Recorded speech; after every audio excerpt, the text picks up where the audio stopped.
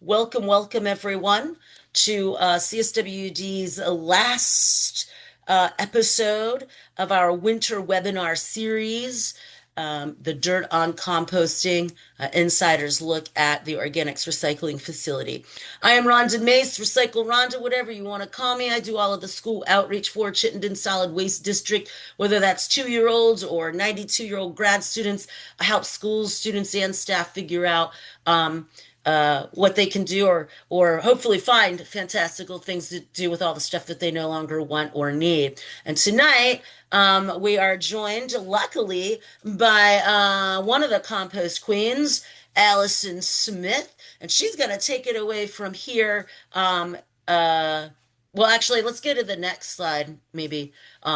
So before she kickstarts herself here, just a few helpful hints. There is a Q&A box at the bottom of your screen. If you have questions, you can use that. I will be monitoring the Q&A box. I also have all of the questions that you guys, awesome for asking the great questions too upon registration. So thank you for that.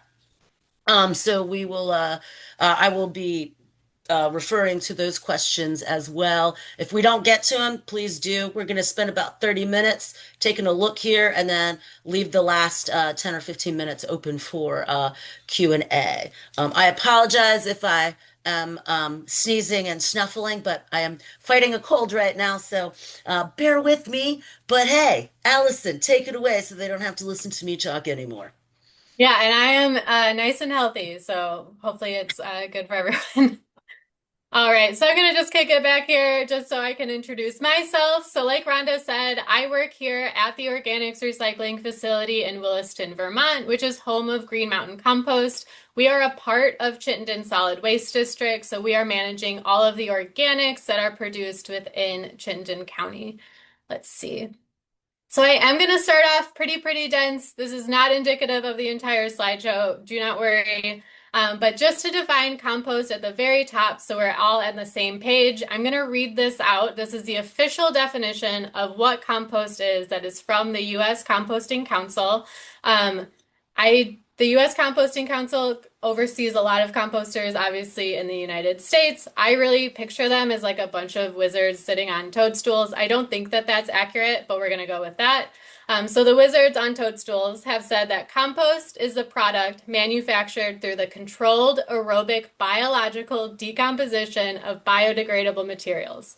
The product has undergone mesophilic and thermophilic temperatures, which significantly reduces the viability of pathogens and weed seeds and stabilize carbon such that it is beneficial to plant growth. Compost is typically used as a soil amendment, but may also contribute plant nutrients. So I have that translation down at the bottom of the slide. Compost is organics, is carbon-based life forms, things that were once alive, that is decomposed in a controlled way in order to be beneficial for the soil. This is the same process that you are doing in your garden. You are taking those raw food ingredients or organics. You are doing it in a controlled system in order to make something that is beneficial to the soil, that is then beneficial to the plants. So we are trying to benefit plants, but our real goal with compost is to gonna be healthy, nice soils. So why compost matters? Why does CSWD have an organics recycling facility? And that main driver is going to be keeping those organics out of the landfill. So in bringing them to our facility or composting facilities, organics are able to be removed from the landfill. Landfills are a huge contributor to methane greenhouse gas on a global level. And food scraps within those systems contribute 58% of the methane that is produced in landfills. Landfills can catch that methane, but while it is open, those food scraps are rotting in a landfill and producing that methane. This is an example of one of the days. We actually got 32 tons of cheese this day, but just imagine all of this cheese sitting on top of a landfill. You can picture the little green stink lines coming out of it. This cheese would have produced a lot of methane in a landfill, but instead it was composted at our facility and it's already well on its way to be turning back into soil.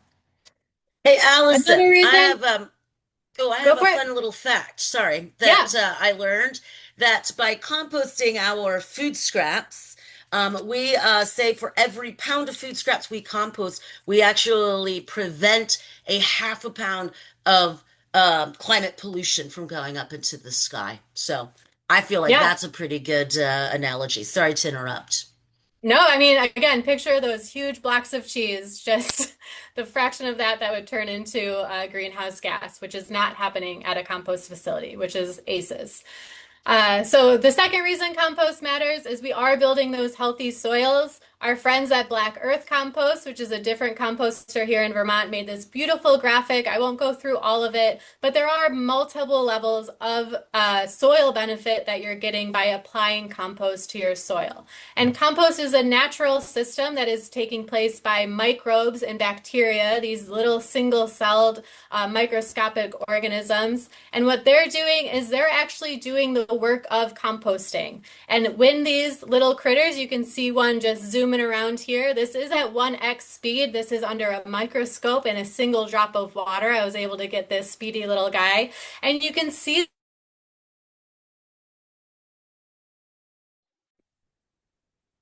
fungal communities can go and proliferate. It's really improving the soil structure as well as that nutrient cycling to make it more plant available. The last reason, well, not the last, but the last one on the slide that compost matters is when you are composting with us, you are really supporting a circular economy. These are some of my coworkers that are all standing on top of a yard waste pile. You are providing jobs for 7 people to work full-time at this facility with full benefits. We are part of the waste district, which has many more employees, but the folks that are working here are the people who are managing this waste stream from start to finish. So when organics are brought into our site, they leave as compost right in Chittenden County. We are taking food scraps from our community, turning it into compost in our community, and then selling it back to the residents within our community. Speaking of Chittenden County, just so for some of those folks that it might be from out of town, Vermont is a relatively small state population-wise. We have a little under 1 million residents total. So we are taking care of a large section of those food scraps that are generated in the state of Vermont at the organics recycling facility, which is that little green dot right in the center of the county. That means that we're centrally located. People are really able to come from the community and bring their material here, whether it's them themselves or by haulers. This is a beautiful aerial view of our site. We take about 13 acres in total for our site's footprint, and it is very long and spread out. Being in the Green Mountains, we have wonderful soil, we have wonderful agriculture, but we do not have a lot of space, so we've had to do a lot of interesting maneuvers and really adjust our footprint to the site that we're at, and we've done that very, very well. I'm going to go through just kind of what happens to your food scraps in a general way, and then we're going to get a little more granular. So your food scraps, when they come into our facility, start at number 1. So we are moving kind of west to east across our site as your compost or as your food scraps become more and more composted. So number 1, we have a scale that all of the organics that are coming into our facility go over. That means that we're able to track where our food scraps are coming in and how much. Everything goes in over the scale. When you bring your food scraps directly to us, maybe you've used one of the drop-off center dumpsters or the same one that's on our site. Those also go over the scale. We keep track of everything that comes into our facility. And then it is introduced to our active phase composting, which is 2 and 3. It's up there for about a month, and then we haul it all the way down to number 4. There's our curing area. 5 and 6 is once the compost is done curing, it is a stable soil amendment. We have a final screen to make sure that it looks more like soil and less like a mulchy material. It gets really, really small. And then 6 is finally where we are selling our product out of our sales area all the way at the end of that line. All right, so now we went through the whole process. We're going to go all the way back to the beginning. This is where the food scraps arrive. So a lot of the work that I do on the site is at this end. So I am a big part of the contamination control as the food scraps are being tipped. Chiefly what I am removing is trash. So As the organics or these food scraps are tipped, they might look a lot of different ways. We get both pre-consumer food scraps, which is like this tomato truck. This is from a processing plant that we are then taking all of their factory food residuals from. Or on the other side, we have this is from residents. So this is a food waste dumpster that people are contributing their household scraps to. So it looks a lot different, but these are all food scraps that we are managing. Like I said, a lot of what I do, this is me with my boots on and my coworker Ethan. We are going through this load. I have a very sharp rake and I try to take out all these little cups. Food scraps often come in with these pieces of trash that are food service adjacent. These are by far the most prevalent type of contamination or plastics that we are getting in.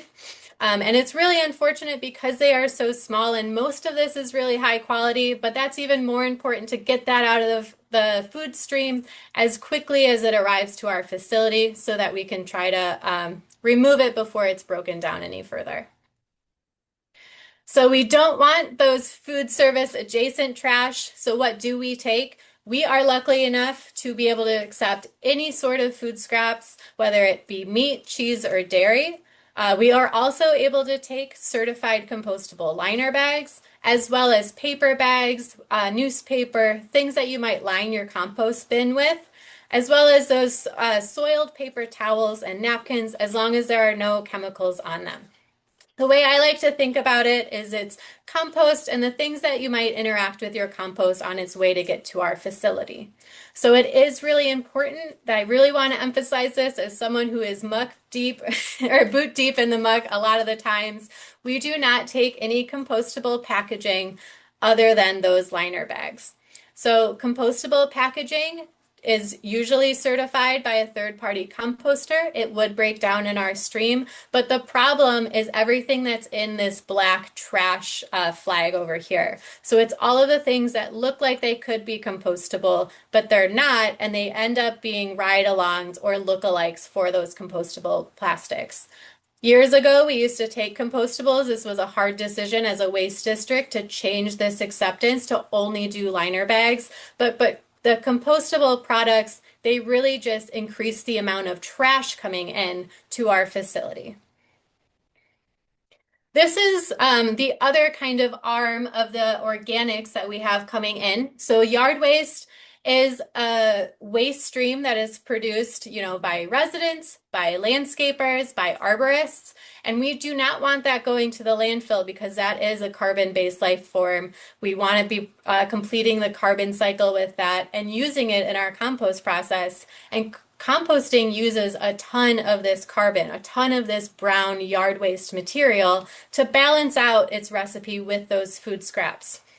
So as the yard waste comes in, it might be full Christmas trees. We get all the Christmas trees from the community. We also get a lot of leaves. What we do is we shred it upon arrival to make sure that we are turning those organics from components of yard waste into one uniform material that we're then able to compost, especially on the time frame that we need to do it in. So we're turning these big stumps and logs into this nice 4-inch shredded material using our large shredder. Oops. Oh, this is what we take for our yard waste drop off. I really like if it grows, it goes. That just means that if it was once alive, it was very recently alive, we would love to compost it for you. If it was once alive, but it's been disassembled and then glued back together like a particle board or a plywood, we do not want that anymore. If it's been turned into fence posts and it's been stained or treated, we do not want that anymore. So anything that is as natural as possible and is considered brush. We also can take pretty big things since we have that very large shredder. So our maximum is going to be 2 feet in diameter by 6 feet long. So that is very, very big limbs, but it's very important that they are clean of chemicals and any sort of residue. Oddly enough, we actually don't take dirt. So compost is different than dirt. Dirt is a mineral and soil and has like an organic component to it, but that's not something that we process on our site at all. We are making a soil amendment. We actually don't want your soil. Hey, Allison. Yeah, I have a question here. go. Do you use street leaves to make compost? Don't they contain dangerous residue from vehicles like rubber? Yeah, so we actually do not take street sweepings. If this is related to the town of Burlington, we do not take their street sweeping leaves. So we do take leaves from landscapers and the like. You can drop off a big trailer of leaves, but we do not take those street sweeping exactly for that reason, as well as the salt. Road salt is really hard for us, so we want to make sure that we're keeping our stream as clean as possible. All right. So building Thanks. our mix. Yeah. So we've gone through the food scraps, we've gone through the yard waste, and now we're mixing them together. Another component is we do take a lot of horse manure and some poultry manure. We really don't deal with cow manure. That's its own kind of waste stream that's managed independent of us, luckily for me. But the manure really adds a speediness and an immediacy to the composting process that like mixing food scraps and shredded yard waste is not going to produce compost quite as fast. When you add manure to it, it's already started to break down. Manure has a very similar composition to compost, so you're kind of just adding that rocket fuel right into the mix. So as these things are coming in, we do have a compost recipe that our operators use to build our mix. And we need to get the nitrogen elements, those food scraps, and the carbon elements, that shredded yard waste, in the correct ratio. And that is the greens, the food scraps, and the browns, the yard waste, are mixed together in about 3-to-1 ratio by volume. Like, this is what I recommend to home composters as well. If you are mixing together your food scraps, your green foods, and your carbon, your brown foods for your microbes, you need to be doing that for 3 carbons to 1 green food. Water is also very important to our process. Remember that microbe swimming around in that one of the first slides? It can't move if there is no water. So we add water to about 65% moisture, and a lot of that, especially in the first stage, is our leachate that we're actually recycling into our own process to make sure that we're using as much of the microbes that we have on site as possible. It also helps us kind of internally manage our leachate stream. All of the water on site is caught by either our leachate tank, or we have a series of stormwater drainage and catchment systems. So we're managing our site really efficiently, but being able to recycle our leachate means that we're able to produce less trash as we're making compost. And All just to right. let people, oh, sorry, just to let people know, leachate is basically compost juice. So it's all of the Yes. water coming out as the food breaks down. Yes. All right. So after we have all of our ingredients together, it is time to mix them. So the way that we operate, we use mostly those front end payloaders. So most of what our process is done is by buckets. So as we're building that, we're building kind of like a lasagna. We do yard waste, and then we'll add a little bit of food scraps, and then more yard waste, and then some water. And this windrow turner is this piece of equipment that has a large spinning auger on the bottom, a large blade that's going to invert that pile as it goes over it. Blending in this way means that bags are ripped open and food is exposed. New food sources are maybe broken down, like pumpkins or like a big rutabaga or something like that. It's going to have more surface area for microbes to grab onto.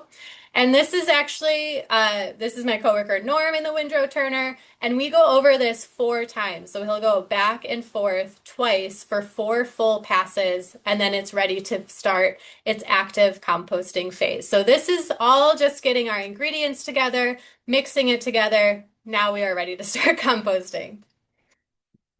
We use an aerated static pile system, which means that we have large bays that have fans going through tubing underneath them to force air up through our compost.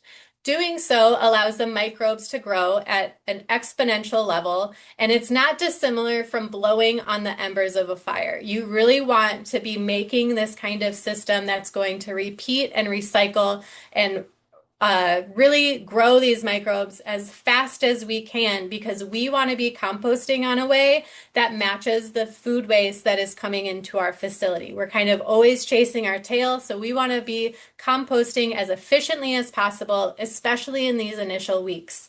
So in phase one and phase two, it's a very similar system. They both have those fans. You can see the tubing going through the cement in the slide, and you can see the steam coming off of the compost because it is so hot. So in phase one, it is very closely monitored, and that's why it's under a roof because we want to make sure the compost is safe and that all the pathogens are killed off. After that, we still really want it to be composting at a very rapid rate, but we're going to move it into the other side of the pad where we can manage it the same, but it doesn't need to have the cover on it. We can compost it the same with just not a roof over it. So this is kind of the temperature profile of microbes as it goes through the composting process. We won't get into the weeds on this, but we are right in this upper, I'm touching my screen, but you can't see that. So we're up in that like very crust of the hottest temperature of our compost when it is on our pad. So we have the most thermophilic or heat-loving bacteria as possible when we're up on our composting pad. Folks that are home composters are probably hitting right around 100 degrees at that point. And that's great, but we are hitting maybe 140 all the way up to 165 degrees for our compost. And that is purely from the bacterial respiration. That is just from the microbes moving around and really being energized by the recipe that we've created, the water we've added, and now that air that is giving them oxygen like a fire. Oops. All right. So after active phase composting, most of that material is actually fully broken down. So in about 3.5 weeks between phase one and phase two, we have had about 80% of decomposition for those for the organics that are coming into our site. So now we need to screen it because we have some of those bigger chunks of wood as well as some of those large plastics that unfortunately came in with our food stream. So our first screening takes place just after that active composting phase, and we screen to 2 inches. A trommel screener is like a big bingo bucket. It's going to have 2-inch holes all along this big cylinder that is turning. So one arm of the machine has everything that falls through those holes, everything that is smaller than 2 inches. And on the end of this machine that is in the front of the camera, that is everything that is larger than 2 inches that did not fall through that trommel screen. You can see that there are some big pieces of plastic in there.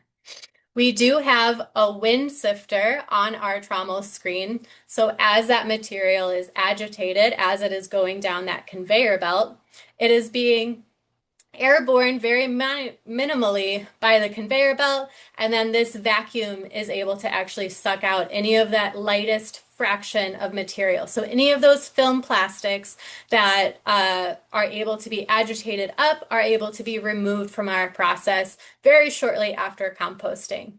This is not a perfect system. What the final polish on this material is actually hand picking, but what what the wind sifter is able to do is get the big volume of film plastic out. All right, we have built our mix. We have composted most of the way. We have screened it, and now it is time to cure our compost. So we are moving down through that map into our beautiful curing area. So the windrow turner, that big blue machine that was straddling the compost on our composting pad, it is also used down here. And a windrow, W-I-N-D-R-O-W, is the shape that the compost pile is. So it's that long conical shape that looks so beautiful in this picture. This is a very dramatic way to show our how uniform that windrow turner is able to make windrows out the back end. So once the compost is moved to the curing area, our goal is to get the microbes to slow down. So they have been very active. We've been blowing on them with our fans to make sure that they're as active as possible. Now they've exhausted most of their food source, so we need to tell them to chill out, You've made most of the organic material that we need. What we really need is the temperature to come down, and we need those microbes to kind of slow down and just become more stabilized. Not like just like other food webs, the soil has a food web, and now we're moving up through our compost food web. We're getting into more fungal component instead of bacteria. But what's really happening is that the compost is coming down in temperature. So there's a little picture of a temperature probe that is 3 feet deep in the compost windrow down there, and it's a little above 140 degrees. But as it moves through time, remember that temperature gradient, it will start to slow down as those microbes slow down. So we wait and we turn the pile with the windrow turner about once a week to reintroduce food sources, redistribute water. But the compost will start to cool down in about 4 months. It will be right around 100 degrees, which we call ambient. That means that there's still some bacteria moving around. It's still a little bit maintaining its own heat, but it's going to be really good when you put it on your garden. This is the windrow turner in action, and you can see one of those large bucket loaders as well. These compost windrows are fairly high. They're about 8 or 9 feet high when they start, and as they continue to decompose, it actually will kind of slump and shrink just because they're continuing to decompose in our curing area. Now it is time for our final screen. So this is our star screener. This is a different kind of screener than the trommel. This is basically kicking material around inside of it, and it is at various speeds that is filtering the compost that comes through the hopper into 3 belts. And so the finest one of those is our final compost size at 3/8 of an inch, so very, very small. And then that means that we have that final contamination removal. Any plastics that have managed to make it all the way through this process are removed at that 3/8 of an inch, and we have our finished compost. Here is a quick video of that screener in action. That first pile was its fine.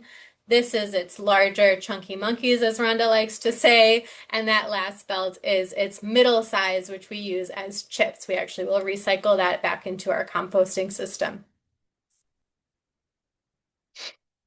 All right, so this is a different view, but what is coming out of that finest belt, that 3/8 of an inch of our compost. So this is a compost windrow that has been fully cured and has now been finally screened.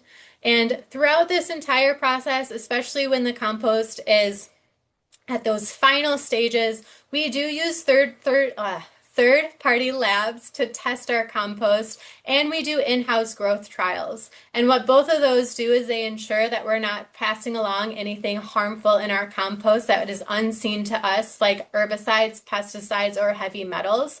And the growth trials allow us to know that we have plant viability for our compost. We sell our compost on the back end in a wholesale only format. We used to do bagged product, and what we really found was that our mission is to handle the waste stream, and bagged product was very quickly becoming a chief component of our business when we wanted it to be taking in those food scraps. So we do wholesale, and what we do is we mostly sell to garden centers and landscapers who will then sell it to customers or will then deliver it or use it in the landscaping project that they're using. We do really try to emphasize selling to Vermont-based or Chittenden County-based folks. Very rarely is our product crossing state lines. We really want to keep this as a tight circular economy, like we said at the jump. Hey, I do Allison. want to, yeah. Oh, sorry. Is there a place where people can find where they can buy our Green Mountain Compost products? Yeah, so on the website, if you look at Green Mountain Compost section of our website, it will list the different retailers that have our product on site. I will say it's a little early in the spring to go out tomorrow and go get some, but we are starting deliveries as soon as next week. But places like Gardener Supply Center, Garvey's Gardens, Horsford's, Clausen's, they have large bunkers that you can go and get a smaller cubic yardage. If you have a large dump truck or a large dump trailer, you are able to purchase directly from us. We do have a customer base that is that wholesale as well as residents. The real problem is that our minimum purchase is 2 cubic yards. So 2 3 by 3 by 3. If you can fit 2 cubic yards of material in your truck, you probably cannot fit the weight because compost is fairly heavy. So do keep that in mind when you're trying to figure out if you can come directly to us. That's why we love partnering with those local garden centers because they're able to be a little more flexible in their loading. When you do everything with a loader or with a payloader machine, it is hard to be really, really finicky about don't smash my RAV4, please. Yeah, and I'll put a link in the excuse me. I'll put a link in the follow-up email to our where can you buy it page, so then you don't have to go Perfect. click clacking all over the place. Sorry. Don't want you click clacking all over the place. I do want to, like I said at the beginning, a lot of what I do here is contamination and trash removal. So most of the trash and plastics and contamination coming in, like I said, is this food service adjacent trash. This is a picture from a recent load check. You can see that all these highlighted sections are represented in the picture right next to it. So we have compostables that we do not take. I do remove those as contamination. We have bread bags. We have some PLU stickers and twist ties, cutlery, those little milk cartons and juice cups. It's I know it's hard for kids to compost. They're really enthusiastic about it, but when you're in the lunchroom, it's the most exciting part of your day. I get it. But it is really important to do our best to try to keep those plastics out of the compost stream. This is a good example. This is another picture from a load check where these bags are like 99% organics. They look great, but the top of them is just trashy, and that really impacts the quality of all of the food scraps that are in that bin now. If someone throws a bunch of foil and what have you on top, that is now a contaminated bag that I will have to deal with. So it says what you put in the compost directly impacts the folks working here. It's me. It directly impacts me. Please be nice to me. All right, and then plastic bags. So plastic bags are a big source of contamination as well. So since we take certified compostable liner bags, we really want to keep doing that, we do that because it helps people to compost. Having your trash stream in a bag really allows people to compost who may not elect to compost if they were in a different environment. So compostable bags are perfectly fine, and we want those in our stream if that helps you to compost. The problem is all of the look-alike bags or just straight up plastic bags. And this is very, very hard to distinguish when you are boots on the ground looking at food waste that was just tipped. Everything that is outside of that red circle is a certified compostable bag. Everything that is inside that red circle is not a certified compostable bag. I have some examples that I'll just click through really quickly, but you can see how difficult it is once it is tipped to distinguish based on, just a quick glance of what is compostable or not. They look very, very similar. These are, again, just some quick pictures of some of those compostable bags. This is a dog waste bag. We do not take dog, cat, or human waste here. Please do not send it here at all. And compostable, this bag is also not certified compostable. It is just a green dog waste bag. This is another good example, kind of on that one side, we have a bunch of rotisserie chicken bags that are full of organics. Love the reusability here. I see where you're going, what you're going for, but do not put that rotisserie chicken bag in the compost. Dump those organics out and throw the bag away. Please, please, please. This is another example of greenwashing. Greenwashing is just kind of fibbing about what exactly is in or the availability of waste streams for a certain product. So this bag says reusable, recyclable, and biodegradable. Biodegradable is not compostable. Those are two separate certifications for biodegradability and compostability. They have different ingredients a lot of times in those different recycled plastics, and biodegradable is not compostable. Being certified compostable means that it will break down in a composting environment. Biodegradable has either a different time scale, different components that are in the product itself, or it's just going to break down into smaller pieces of plastic. We'll click through these. I have a lot of pictures of bad bags.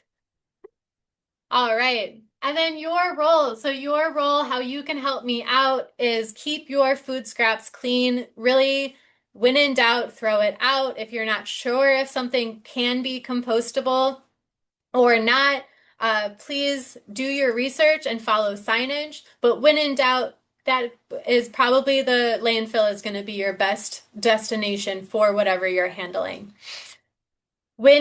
I'm sorry, for read and follow signage, this picture I took at our facility on Redmond Road in Williston, and this is our food waste dumpster that has a bunch of grocery products in it. So there's like a clamshell of tomatoes and a heavy cream container.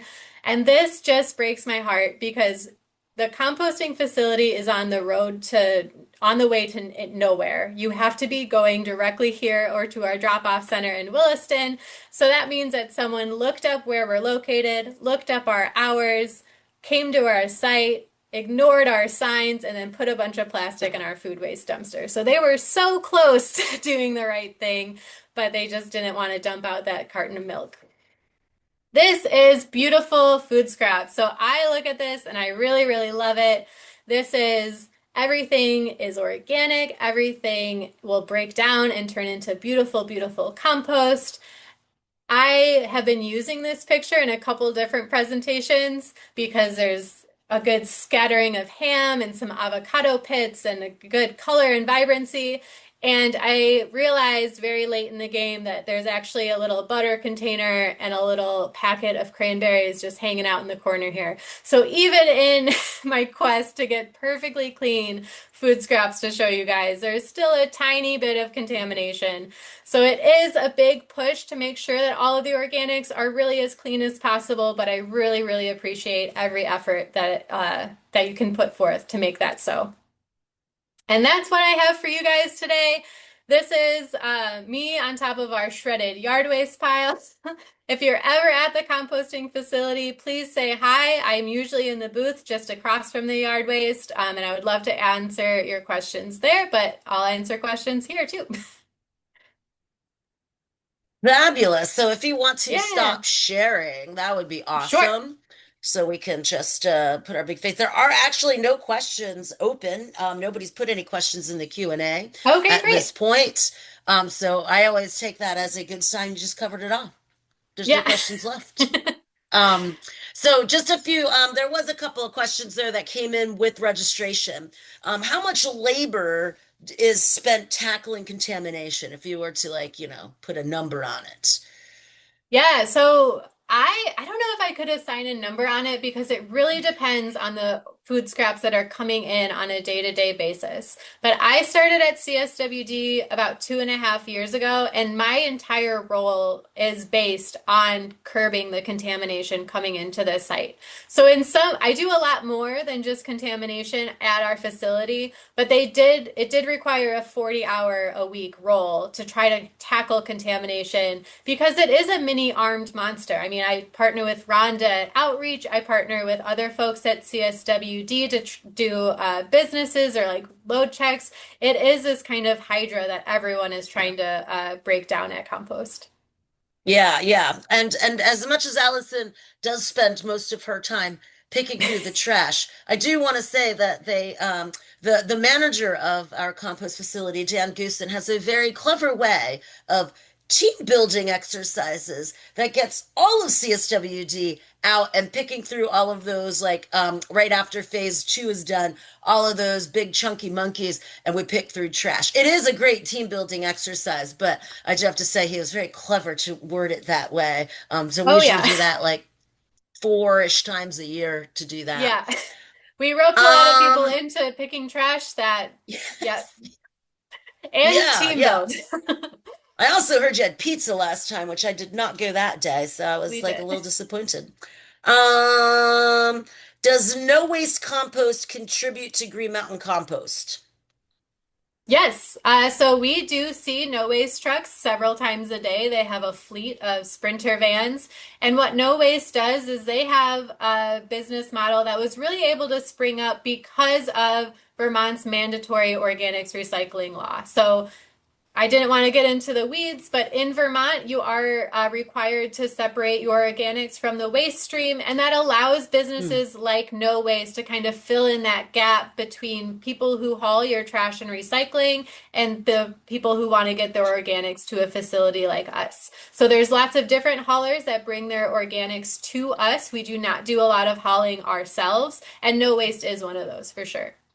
And All right. whenever I drive around and I see people, whether it's like a Duffy's bucket or a no waste bucket, I always notice you.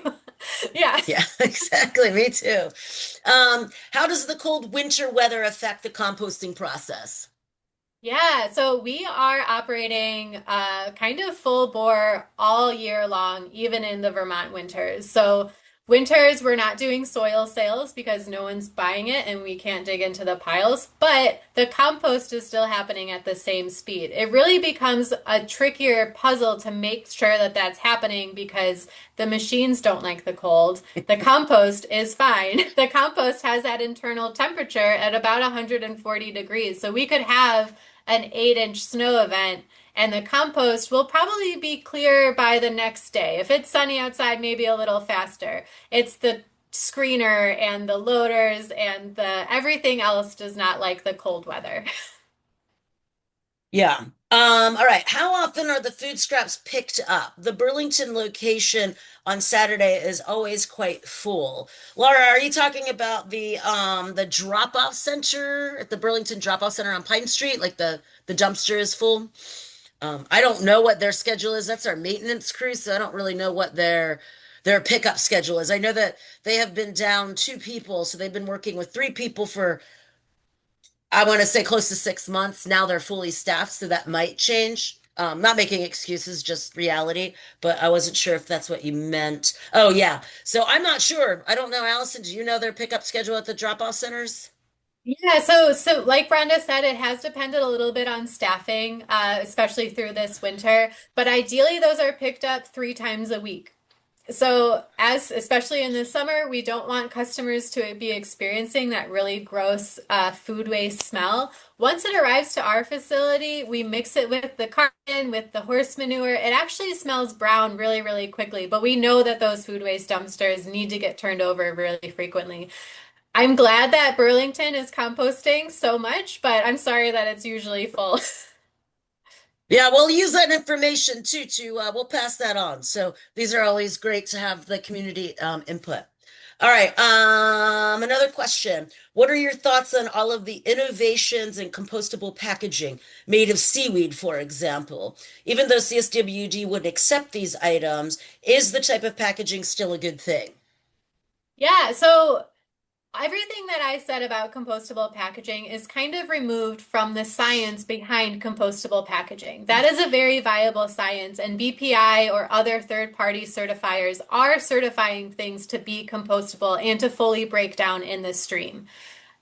The science behind using those kinds of innovative materials or new materials is really exciting. I think that we're still in this place between compostable packaging manufacturers talking to composters. And that gap is closing, but when the compostable packaging was introduced on the scene, there wasn't a lot of guidance, especially from the composting side of that, arrangement.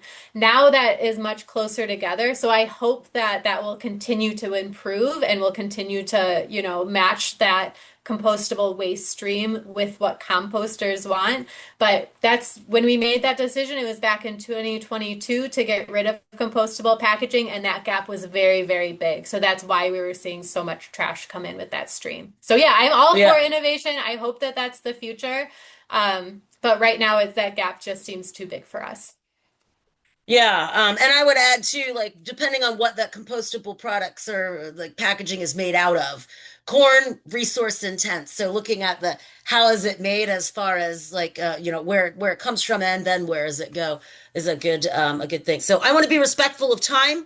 It is 6:45. So if you got a split, we totally understand. We do have a couple of more questions here that I would like to go through. But if you feel like you need to split, that's cool. We understand. Oh yeah. Allison, you're cool to stick around for a few more Oh yeah, questions? yeah. Okay, so for those that do have to take off, I will be sending out an email probably early next week, a follow-up email with a bunch of resources that Allison's pulled together and some resources, some general resources like where you can buy our products. And of course, if you want to sign up for a real live in-person tour of our compost facility. So thanks for joining us. We're going to finish these questions, but I wanted to thank people in case they had to roll on. All right. Can any plant waste go to Green Mountain Compost? What about plants like poison ivy or black walnut leaves? Good one. Yeah, so yes, we do ask that you call ahead if you have any sort of invasive or noxious weeds. Poison parsnip is my number one because that plant gives you blisters on contact. So when those kinds of plants are introduced to our facility, we like the call ahead because that makes us separate them and make sure they're introduced to the compost as quickly as possible. But we can take that wide variety of green plant material because our compost gets so hot. So when it is so hot for so long, especially the base components of the weeds, whether it be like the oil that the poison ivy has or the seeds themselves, they're going to become denatured and just break down like the rest of the compost that's in them. So since we're doing really high heat composting, we're able to take that wide swath of plant material. But if it's going to give me poison ivy or poison parsnip blisters, please let me know. Just let someone know you're dropping it off. The next person wants to know what is the amount of businesses and households composting they don't see and their neighbors composting. And so I could say from Yeah, go doing for the it. Junior Iron Chef over the weekend, that was one of the stats that I had in my head. So this is a great guesstimation because we are not checking everybody's backyard. It usually is based on a survey, and typically either CSWD does one just for Chittenden County, our district, or we go off state data. New Hampshire just did a big study in Vermont about this, so I think their data is probably pretty good, the best that we can go on. But it looks like about like 54% of people are composting either in their backyard or dropping it off for composting or digestion or feeding their animals. So let's go 54% of people in Vermont are keeping it out of the trash. And I will say, I don't know if that was specifically for residents, but one thing that CSWD does in Chittenden County is we do make sure that people in institutions that are producing a large amount of food waste, we do check to make sure that they are composting, that restaurants are composting, that universities or colleges are composting. That does get us kind of an assurance that this is part of the trash culture that we are cultivating, that compost is a big part of that. Yeah, Gabby, she's on.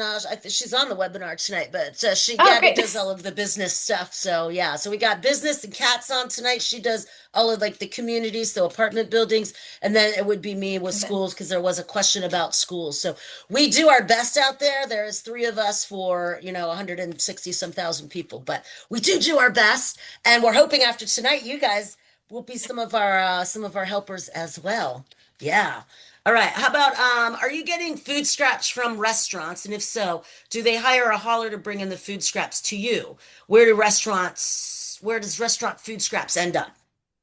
Yeah, so restaurant food scraps do come to us. Usually it is a hauler, like the people that put their names on dumpsters, like Myers or Casella or Duffy's in our area. Those folks also do have to haul organics, whether they bring it to us. There's kind of another arm of the organics food scrap world called anaerobic digestion, and that is a separate process from composting. It's using the food scraps in a way to produce methane in a controlled way that's then used as biogas. So it's actually producing energy. And CSWD just does not do that. There is a producer in the area that does do anaerobic digestion. So sometimes food scraps are going that, down that vein. But I would say the majority of food scraps are coming our ways, including from restaurants. Oh, Fabulous. and All right. some And then, restaurants do oh, Some restaurants do self-haul. So we do allow, Yes. if folks have, if they're a business owner or they are producing the amount of food waste that warrants it, they're able to use our scale system and then eliminate having to pay a trash hauler if they're bringing their organics to us. So we charge by the ton, and our tonnage fee is much less than the landfill. So that's also an incentive to make sure that people are separating organics because it's going to cost them more if they leave them in. Yeah, and you can bring at Green Mountain Compost or the organics recycling facility. Still hard for me to make that switch, but you can bring up to 30 gallons of food scraps in for composting every single day at no charge, up to 30 pounds. After 30 gallons, 30 gallons. After 30 gallons, then that's when the fee starts kicking in. But it's like, is it 70, 75, 80? What is it these days? Do you So know? it's, yep. So after 30 gallons, it is $70 per ton. And again, I want to emphasize that that's any food scraps. A big question we get is cooking oil. If you have a small amount from your deep fryer, we can take that just directly in the food waste dumpster that will kind of spread out through the food, and it will compost just the same as everything else. If you're bringing more than 30 gallons, cooking oil does get a little dicey, so you would use this scale, but that is probably the most strange one. But we really compost. I mean, during deer season, we get a lot of deer carcass in. That's something that you will not see if you visit our facility. We keep that, on the back end. But we can do these larger, like meat and bone sources, and it will go through our process just fine. The Yeah, bones and will just give probably a have to go call. through a couple times. Yeah. Yeah, yeah, yeah. All right, last question. You mentioned that in the first two phases, there is an oxygenation tube. Does this mean that there's no churning happens during this time? If not, how do you make sure that the temperature is reaching high enough to get rid of the weed seeds, pathogens from all of the material? Good question. Yeah, no, that's super good question. So in that slide, so all of the compost is in bays that are separated by the amount of ventilation that they have. So we know how much air is going through them. And at the top of those bays, we have 3 foot deep temperature, or I guess they're variable on the compost pile Yes. itself. We actually have temperature probes that are pushed into the top of that compost pile at various depths that are actually read into a computer that is the same one that controls the fan system. So one of our operators is able to see how hot the compost is and how much he needs to adjust the fans at any given time to make sure that we're composting super effectively. So for the state and federal composting, those Council of Compost compost wizards, they do have like actual benchmarks that we need to meet. The compost needs to be above 131 degrees for 5 days. It's completely slipping my Three, mind. Three three. days, three Yeah. days. We meet that easily, but by having that temperature readout that is constant through that process, we're able to kind of back up that we know our compost has been above 131 degrees. That's also why we do a two-phased composting system, since we're not agitating it once it's in that aeration bay. It's pulled out into the middle, it is mixed around, and then put back into aeration. So we can kind of manipulate the product and say, we know that all of this has hit those temperatures, we've mixed it, and it's hit those temperatures. And I'd say to that end, all right, because there's no more questions, but come and visit us April 18th. I will again Yeah. send a link where you guys can register for either the backyard compost workshop or the tour or both of them and stay for a couple of hours or 2 hours of fun hanging out at compost. And then you get to see the stuff all up close. But Yeah, thank you guys for joining us. yeah, thank you so much for joining us. I realize that I get to see really cool things at work all the time. It was so great to be able to share some of our big equipment and other things with you. Thank you guys for sticking around. And yeah, see us on April 18th, right before Earth Day. Nice. Excellent. Yeah. And thank you, Allison, very much for Thank everything. you. Appreciate you. All right. Good night, guys.